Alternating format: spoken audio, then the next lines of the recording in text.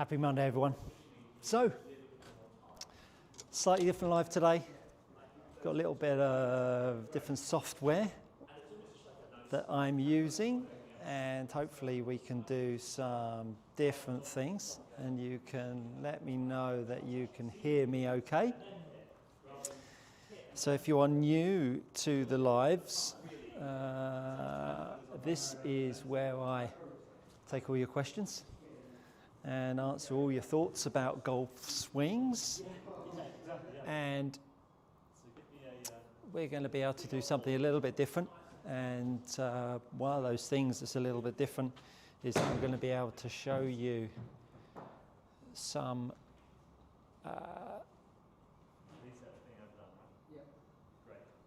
swing analysis, and this will allow us to get a little bit more interactive with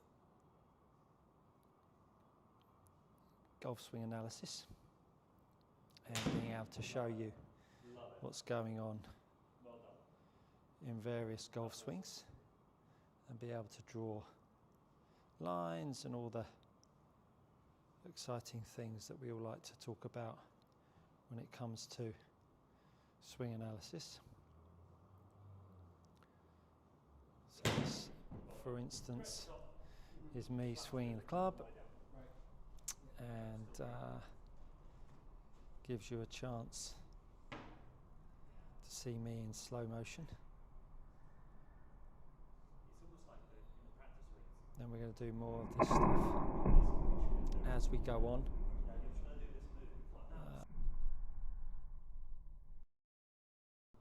Hopefully the audio is all good. Let me know how it is. I think, yeah, that's all good. So it's all going to be a little bit different, but we're going to give it a try, see how it all works out.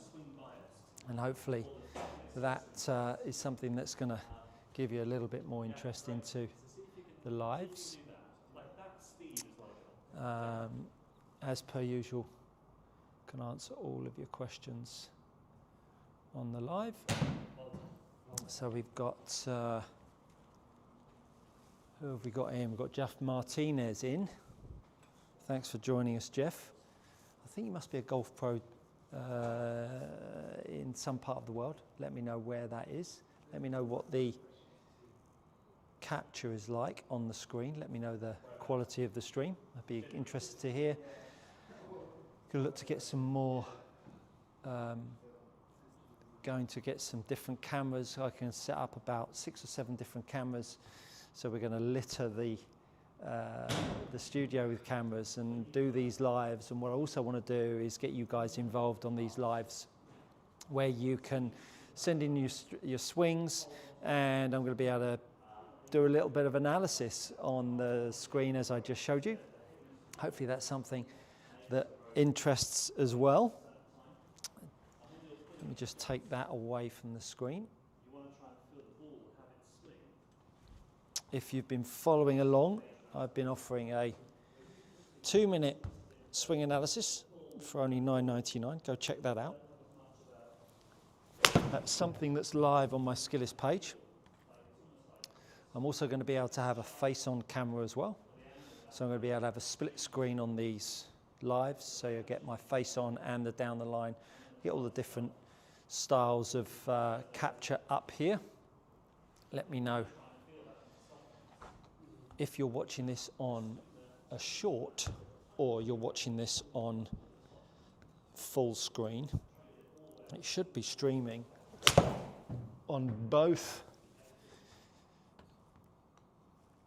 visuals. So we've got Jeff in from San Antonio, Texas. I think you're a golf coach, aren't you, Jeff? Face to path 18, love that handle. Fantastic. Hi Stu, good afternoon, I can hear you fine. Great stuff, thank you. Alistair Mack, good afternoon Stu, looks quality. Thank you, Alistair. RW Golf, any help with the dreaded toe shot? Overall, good TrackMan numbers, but keep fighting, hitting about 1.5 inches or half an inch towards the toe.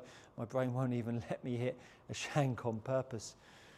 Yeah, and this is where if we had a better understanding of the track of the grip, if we actually had a measurement on where the grip is tracking in a golf swing. That's where we'd have a much better idea of what's causing the toe strike. Now, a toe strike is fundamentally the club head relative to your grip is trying to move back under it. And that's the trouble, you see, because you can't fight the toe strike all of the time. You're trying to move the grip more forwards. The makeup of your backswing and downswing is causing that club head to kick back under you.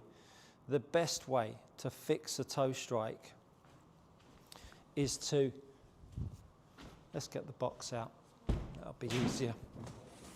So, if you get yourself a box and set yourself up to a golf ball, oops, I've just moved the camera there. Oh no, we've got tracking going on. I didn't realise I'd flicked that on. Sorry if that made you dizzy. So, when you push the grip down, the club head will track up. And what this will do is allow you to move the sweet spot out to the golf ball more. So what you want to do is just get yourself with a box and just start to make a backswing, get it in delivery, and then start moving through with the club shaft touching the box, and allow yourself to sense what you need to do to move the sweet spot out to the golf ball. That's the best way to get the sweet spot finding the golf ball again. How are we loving the tracking camera? What have we got? What else have we got? Yosh, hello Stuart. Quality of the video dropped to 480p. The live used to be 720p plus. Okay, I will look at changing that. There you go. There's a bit of a behind the scenes action there. Let me just do the settings. Stream outputs. I can up the quality. Let me just change that.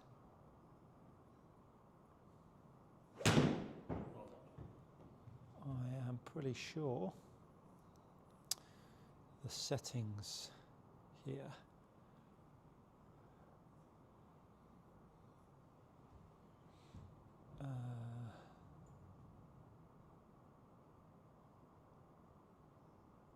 let me just change this for you, everyone.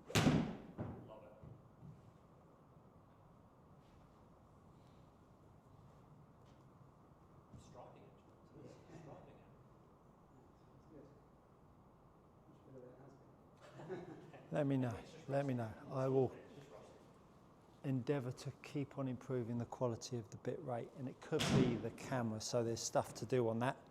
Apologies if the quality's dropped a hair, but I will fix that for next time on the stream. Mike Beasy, Stu, I want to thank you personally. I was about to give up on your swing method. My club face was so hooded in the downswing. Made some adjustments with my right hand. Now I'm hitting it better. Great stuff, great to hear that. Thank you for giving me that insight. Face to path, watching on full swing for my quality, not quite as good as shorts. We'll look at my settings. Probably my settings, I will endeavour to improve the setting of that. If you can hang tough, I will absolutely bring you improved quality. Let me try that bit rate just a little bit more. Output. Let me see how that's looking.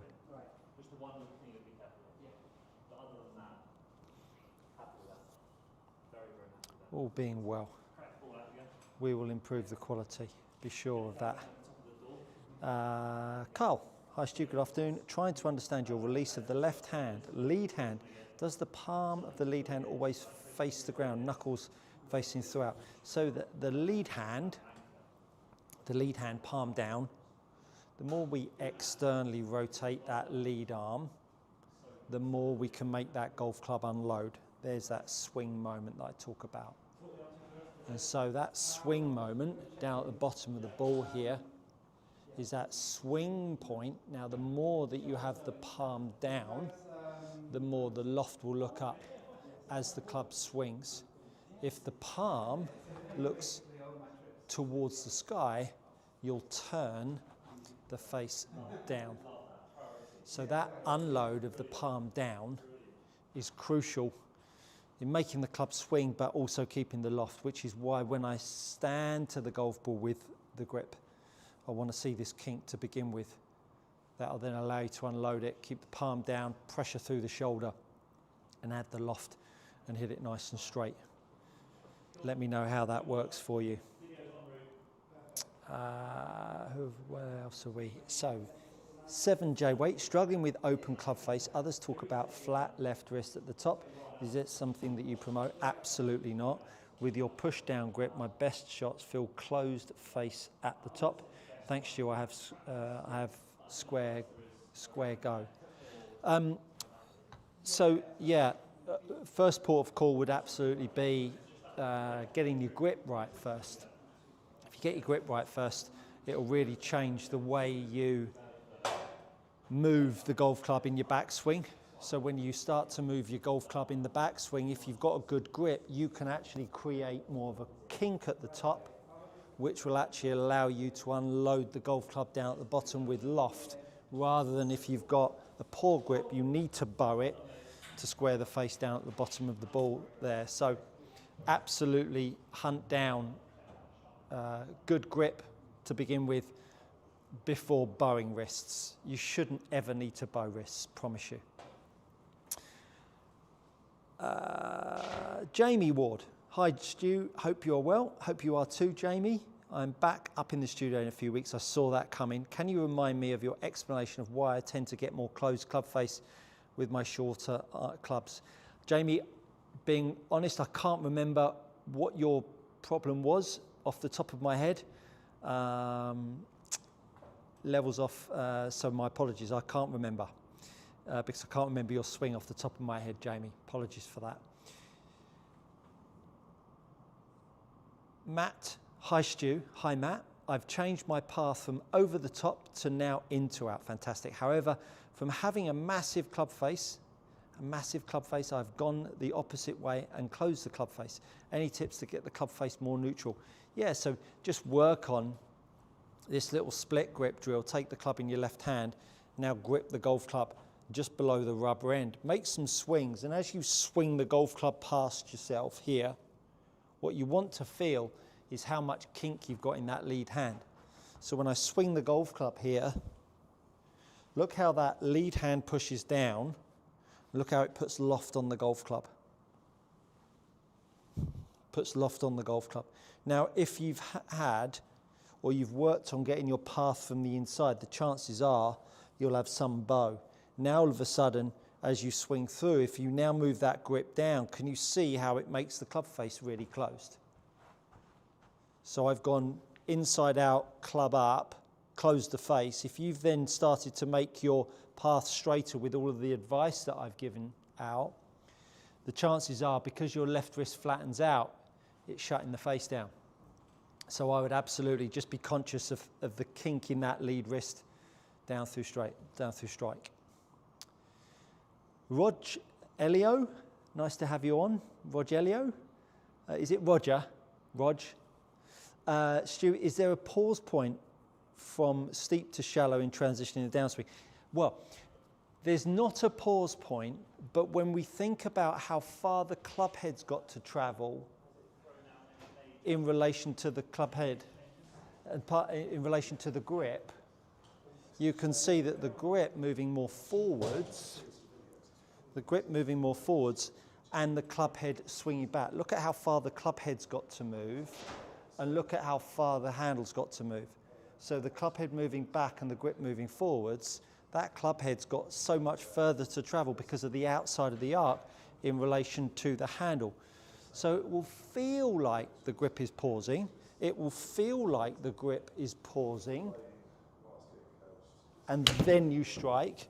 But the reality is you're just suddenly noticing the differential between the club head track and the handle track that you'll start to have to wait for. This club head swinging over the top of the grip is crucial. That's why we have a good backswing. That's why we try to get the club head swinging back behind us, which will then inspire that grip to move forwards and move around.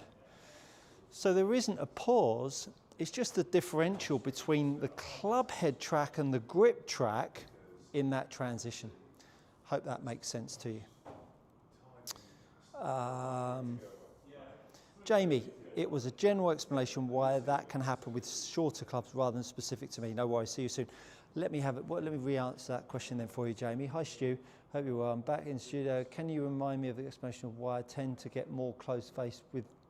So, path has more of an impact with shorter clubs than with longer clubs. When you've got a shorter club, the path moving to the left will tend to make the ball go in that direction, purely because we have less tilt of the axis with more loft, and we tend to have more direction of the path. That's why when you have a club head, up parallel or ball above the feet with the wedge, you get quite a violent move to the left with the golf ball. I'm just going to plug my laptop in because of all of a sudden I've just had a little flash up. Let me just do that.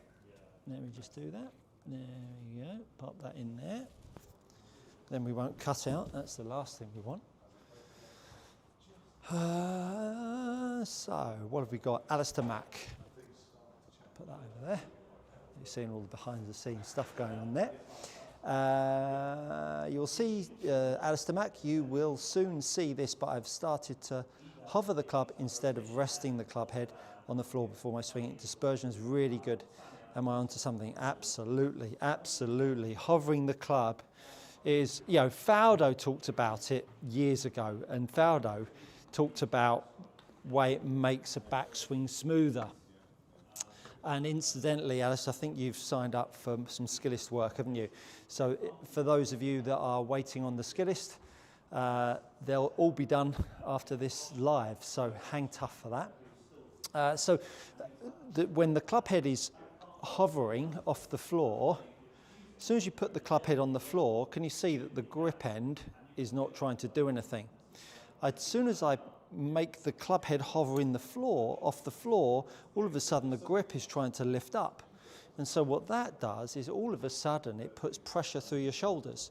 So when the club head is off the floor here, it puts pressure into the grip and it starts to load your shoulders. So as soon as you start to move the golf club away from the golf ball, you immediately feel like you've got pressure in the grip that allows you to start to feel how that golf club wants to swing in transition. You all of a sudden get to sense where this club head is and how it will start to load your shoulders. So absolutely stick with that, Alistair. It's an absolutely wonderful thing to do, and that's hovering the golf club. I'm just going to move that just a little bit lower. Just going to move that a little bit lower. Hopefully that gets it down a bit. No, it doesn't. Okay, let's go the other way. Thank you for bearing with me, folks.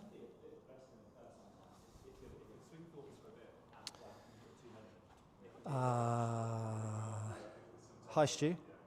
When you take away the club, by pushing down with your lead hand into the wrist set, does this move occur later in longer clubs like the driver, or is it same irrelevant of the club used? Yeah, absolutely irrelevant of the club used. It would want to happen as soon as possible. In essence, it will actually feel like it's happening earlier with a longer club because the lever arm is longer. So yeah, absolutely the same with all golf clubs. I'm just going to switch off this Zoom stuff going on.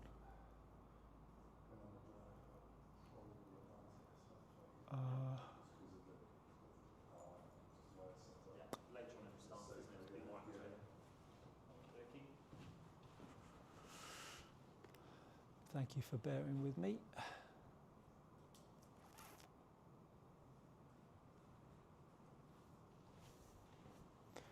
Alrighty. Move that forwards. There we go.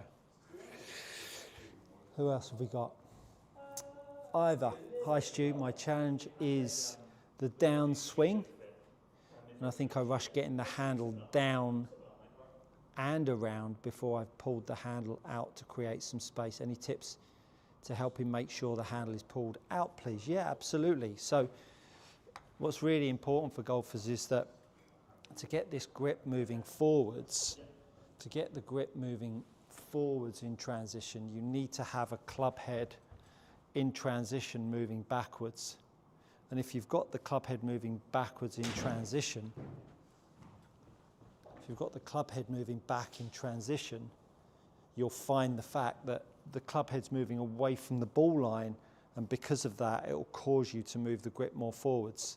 And so when you do that, all of a sudden, you'll really need to place some importance on getting the pressure back into the heel of the lead foot that will start to allow you to get more pressure down on the grip down through strike. So it's really important that takeaway is in the great spot to encourage that club head to lay back behind you in transition to get that grip more forwards. So just be more aware of how that grip tracks in transition, how that club head tracks in takeaway that will allow you to get that grip more forwards in transition. So just to reiterate, just make sure that you're getting the club head swinging over the top of the grip in takeaway that will allow you to get the grip forwards in transition. Hope that helps, Ivor. Alistair Mack, great to know, Stu, and yes, recently signed on through Skillis. Looking forward to working with you this year. Me too, Alistair, really appreciate that, and I'm looking forward to that too. Lots of questions coming in. Great to see the interaction, really appreciate that. I just want to try and fix this camera if I can.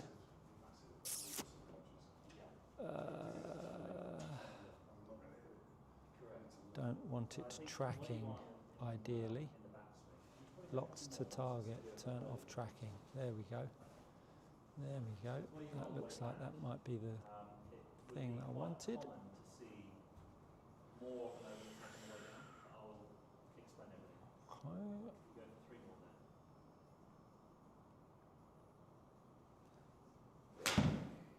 Alrighty.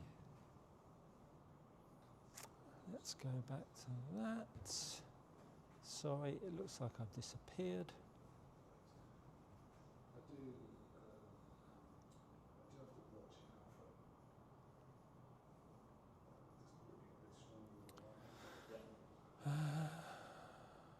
you had more downstrike, keep the face open. Well, we wouldn't keep it 5 degrees more open, but it would definitely help. But it squeezes a bit more square. Thank you for bearing with me. Thank you for bearing with me.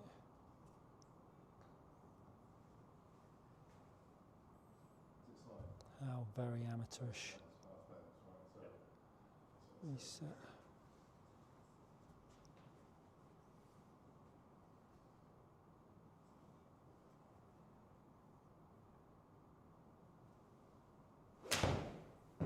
Oh goodness, this is all.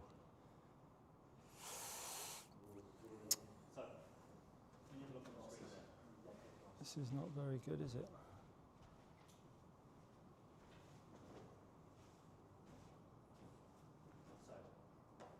Generally, setup is very, very good. You could maybe get a little bit more lead flow. Okay, It's yeah, a little locked out, yeah. but not a million miles away. But the key part, which obviously you notice, draw a line on the outside of your hand path here. Sorry, everyone. As you move back, see the handle move away from us. Yeah? Okay. As the handle moves out, you don't get the club inside and you take it away. Yeah. But eventually, when you get to like left arm parallel, that club shaft is overly laid off, overly flat. The dream would be that you get that club shaft pointing more towards the ball line. Okay. Yeah. Some people like it here. Yeah. Okay. So if you were off 26, not 6, you would usually see, and I mean like 80% of the time, if the backswing is overly flat, sharp pitch and shoulders, you would see that club shaft Well, steep on the way down. folks, So what you do, technical difficulties. I can't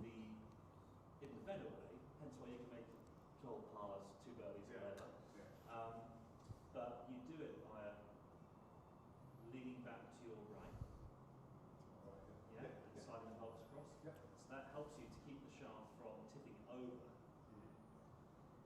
Which, I mean, if I just paused you there, generally. Alrighty.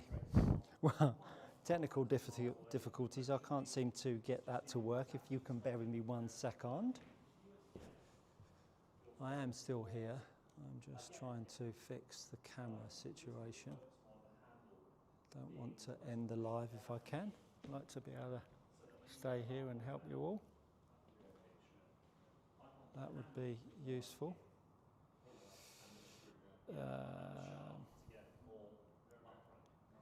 Thank you for hanging tough, everyone. You have to move the hip a bit away. So it would be the same thing, but just thought about it in a slightly different way. Because then on the way down, you wouldn't need to slide to correct some of the faults on the way back. You'd be able to have your sensation of turning left like you had earlier in the week, and it wouldn't make you pull it. You'd get a bit of a 5 by short. So I think we should do a little bit of takeaway work. No clue. Team, no clue. I'm going to have to end the live there and regroup. That just shows trying to do more technology is not always the best way to go, but we'll get there. Let me see if there's any questions. I'll be back.